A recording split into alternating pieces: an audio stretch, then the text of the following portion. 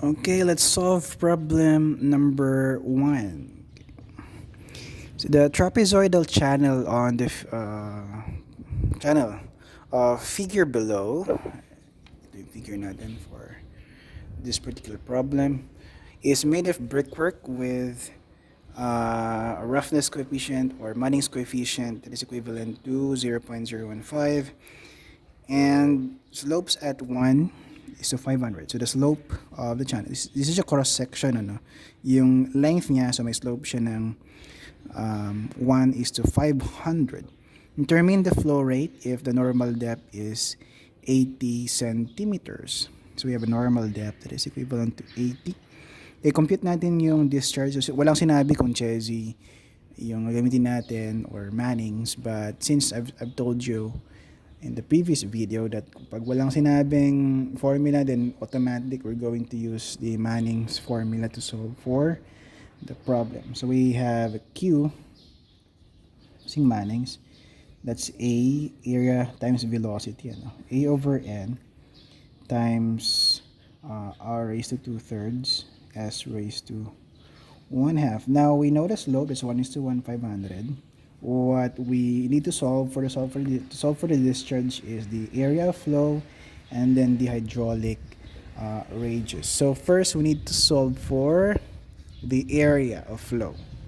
So ano yung area natin? So the channel is trapezoidal. The depth is, ano yung depth natin? Sorry, hindi siya straight. This is 80 centimeters yung depth, or it is 0.8 of a meter. The base is 2 meters and the sides are inclined at 30 degrees from the horizontal. So this is yung B. B natin is the larger base, ano? Yan, yung B natin. Base. Okay. So, area ng trapezoid. So, for the area. So, a basic solid mensuration. So, area ng trapezoid is yung malaking, yung base, upper base, plus yung lower base natin na 2 meters, let's say small letter B. So, this is B na lang. Divided by 2, average lang natin yan, times the depth, which in this case is 0.8 meters. Okay? So, what we need to solve is B. Ano na natin to? We know the depth. What we need to solve is yung upper base natin. So, this solve for the upper base. So, let's say, extend natin to upwards. So, we know that this is 2 meters. Ito. Hindi siya clear sa camera. So, this is 2 meters. And let's say this is X. So, parehas naman yan yung distance since parehas naman yung inclination yan. So, X yan. So, yung upper base natin is 2 meters plus 2x. So, we need to solve for x. How do you solve for x? Okay. We know this side, yung depth natin is 0.8 meters. Okay. 0.8 meters yung, and we are solving for the value of x, which is also equal to sorry. Ayan, if we consider this triangle, if that is x, is also x. 0.8 yan. Is also 30 degrees. No?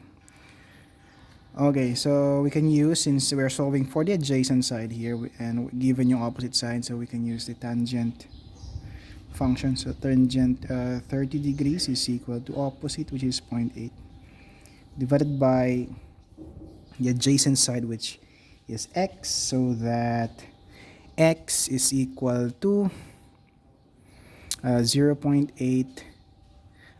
tangent of 0.8 over tangent of 30 degrees. Okay, next to solve for B, so we have now B is equal to 2 plus 2 times 0.8 all over tangent of 30 degrees. So the upper base is, what's the upper base? 4.77. meters yung upper base natin. Okay, then we can now solve for the area of flow. So the area of flow is equal to, we have the upper base, which is 4.77, plus the lower base, which is 2, divided by 2 times the depth, which is 0.8 of a meter. So the area of flow is, what's the area of flow? The area of flow is 2.71 square meters. So we have solved this item in the equation. Next, solve for the wetted perimeter. Ano yung wetted perimeter natin? So the wetted perimeter ay, going back to our figure, itong side na to, yung side na yan, plus itong base natin. So the wetted perimeter, if we denote this, let's say, isulat natin yung formula for the hydraulic radius. We need to solve for the wetted perimeter for us to solve for the hydraulic radius. So yun yung kulang, isang kulang dun sa equation natin or sa formula natin. So this the ratio of the area of flow and the wetted perimeter. So we have solved for the area of flow. Now we solve for the wetted perimeter. So wetted perimeter is equal to, so let's say the inclined distance here, let's say that is y. That is what is also y. No. So the wetted perimeter then is 2, yung ito, plus 2y. Since dalawa yan. Huwag yung isama yung sa taas. Ito lang naman yung may lining.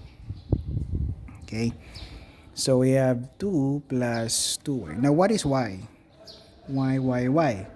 Y is, ano, using, since given naman yung ano natin, yung depth, we go back to this triangle. We go back to the triangle. And then now we have solved for the hypotenuse of the right triangle given yung itong opposite side ng angle natin. So kapag given yung opposite side, given yung angle, and then we are solving for the hypotenuse, then we use the sine function. So we have sine 30 degrees is equal to opposite, which is 0.8, divided by the hypotenuse, which is y. So y then, let's just divide this. So y is equal to 0.8 divided by sine of 30 degrees. Okay? Next, so we solve for the wetted perimeter. The wetted perimeter then is 2 plus 2y, which is 0.8 divided by sine 30. So the wetted perimeter is 5.2 meters. So kompleto na. So we solve now the hydraulic radius, that is 2.71 square meters divided by the wetted perimeter, that is 5.2 meters. So the hydraulic radius is 0.52 meters. Okay, cancel yung isang meter doon. Now, kung bato na, meron tayong area flow, meron nating hydraulic radius, we can now substitute those values dito sa equation natin for discharge. So Q is equal to A over N. A is 2.71, N is 0.015 times the hydraulic radius, na-compute na pala, raised to 2/3, S raised to 1/2. Our slope is 1:500, so 1 over 500 raised to 1/2.